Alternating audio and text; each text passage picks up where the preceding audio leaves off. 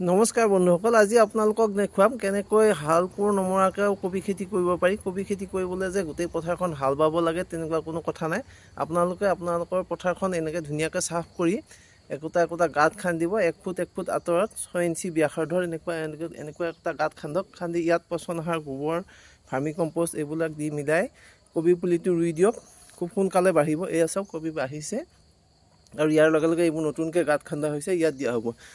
আমাৰ পথাৰখনত সঘনে হাল কোৰ মাৰি থাকিলে মাটিখিনিৰ গুণাগুণো যথেষ্ট নষ্ট হয়, যিবিলাক অনুজীৱ সেইবিলাকো মৰে। গতিকে তাৰ পৰিৱৰ্তে এনেকুৱা ধৰণে আমি কবি খেতি কৰিব পাৰোঁ।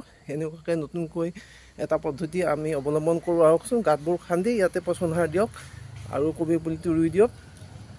এনেকৈ খেতি কৰিলে আপোনাৰ যি সাৰ আৰু পানী দিব সেইটো কবি পুলিটো গুৰিতেই থাকি যাব। গতিকে যথেষ্ট পৰিমাণে উপকৃত হ'ব আৰু যিটো নিউট্ৰিয়েণ্ট লছ নহ'ব আৰু পানী যিখিনি দিয়ে সেইখিনিও গুৰিতেই থাকিব আৰু কবি পুলিবোৰ খুব সোনকালে বাঢ়ি আহিব। এয়া চাওক, ফুলকবি পুলি লগোৱা হৈছে, বাঢ়ি গৈছে। ইয়াৰ কাষতে নতুনকৈ এনেকুৱা এখন খুৰপি লৈ গাঁত খান্দি নতুনকৈ পুলি ৰোৱাৰ ব্যৱস্থা কৰা হৈছে। ধন্যবাদ।